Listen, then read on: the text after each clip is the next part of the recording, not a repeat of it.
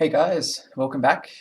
In this extension video, we're going to look at making a more complex spaceship rather than just having a circle, which is kind of a little bit lame. So let's start with like a basic sketch or something that I might come up with, but feel free to modify this or come up with your own ideas. So I'm going to have a rectangle as a body and some sort of triangle as a nose cone at the front, and maybe some fins which are also two little triangles on the sides like that. So let's think about where we might want to put our origin or our center of the spaceship.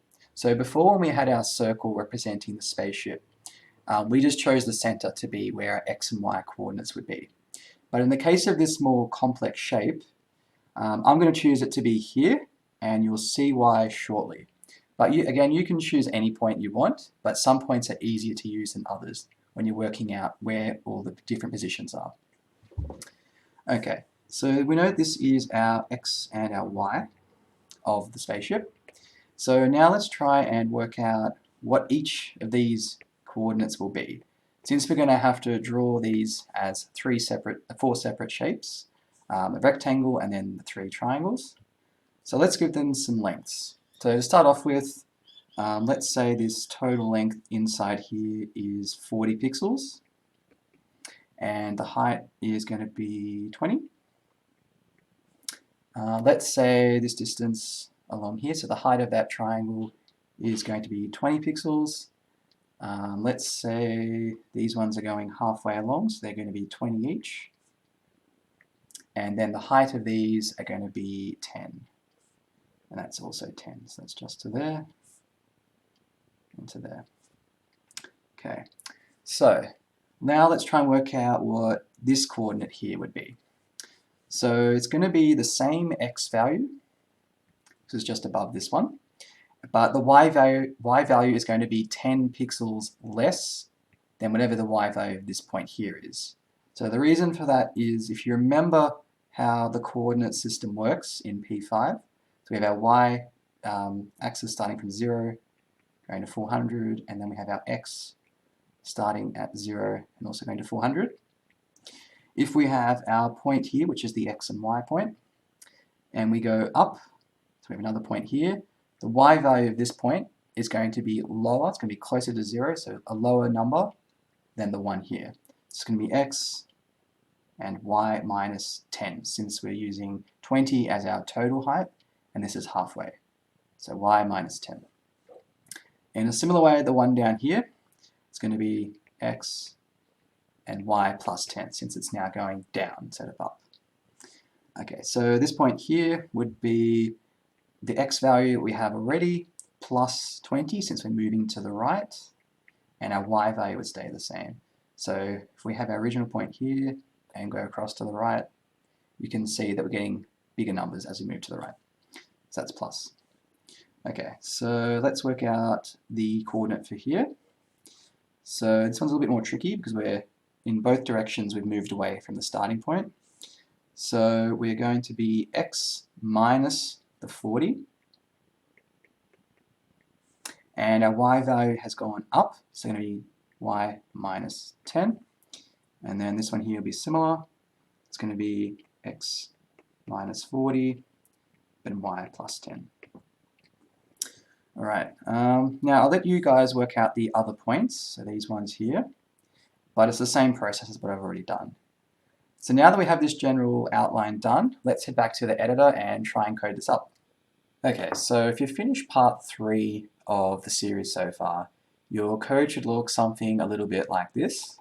So if I run that, you'll see there's the circle which represents the spaceship, and if it hits the top or the bottom of the screen, it should reset its position. So currently the way that we draw the spaceship is just on this line here. So it's just drawing a circle at the x and the y location of the spaceship, and then with diameter d. So rather than having us draw all 4 of these shapes one after another down here, we're going to get rid of this and instead make a function that can do that for us up here inside the spaceship object. So let's add in a new entry. So let's call it draw, and draw is a function, no inputs, Okay, and now we're going to start to draw each of the shapes. So to draw a rectangle in P5, you can take a look at the P5 reference page, just on their main website. So I brought up here the one for the rectangle. So the way we draw a rectangle is by saying rect, and then we give it 4 numbers. So the first 2 represent the x and the y coordinate of the top left corner, and then we have our width and then the height as the last 2 numbers. There's a few other options as well in terms of rounding corners and other things. We're just going to worry about the basic one for now. So we're going to just say rect, and now to draw our rectangle for the body of the spaceship, we're going to be looking at the top left corner here, which is going to be x minus 40. So we say this dot x, which refers to the spaceship's x value. So minus 40, and this dot y minus 10. Now we've got to specify our width. So the width of the rectangle was 40 pixels and the height was 20. So that's that function done for now. So if we run it, nothing's going to come up. And that's because we haven't used this function yet. So if we go back down to where we commented out circle, and we write in spaceship.draw to call the draw function, and run that again, and we should have a rectangle now instead of a circle. Alright, so let's move on to the next parts of the spaceship. So looking at the triangle. So to draw a triangle, it's a similar process. So we say triangle, and then instead of giving it a coordinate and then 2 lengths, we're going to specify all 3 coordinates that define the triangle. So let's start off with the one on the far right here. Start with the top point. So we're going to have triangle, which takes this dot x and this dot y minus 10 as the first point. And then our second point, let's do this one. So we have this dot x plus 20 and then just y. And then the bottom one's going to be x and xy plus 10. So I forgot this dot. Okay, let's try that and see how it looks. And there we go. So now I've got our main body and the nose cone triangle on the right side.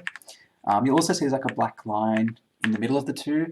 That's not actually a gap, but by default P5 has what's called a stroke on the outside of each shape that you draw. And we can turn that off. You can leave it on if you want. But to turn that off, we would say no stroke. And that will then remove the outlines from the shapes, and now they're connected properly. Alright, so I'm going to speed through the next 2 triangles for the fins. Okay, so I've just put in the last 2 triangles. So we've got this one here, this line here representing the top triangle up here, and then this here representing this triangle down here. And hopefully you can see where I got all these messy numbers from. They're just from what we sketched out earlier. Okay, so now if I run that, we'll see a very white, plain looking spaceship.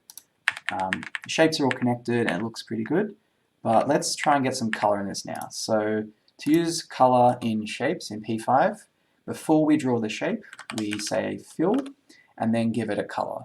So a color can be represented in a couple of different ways.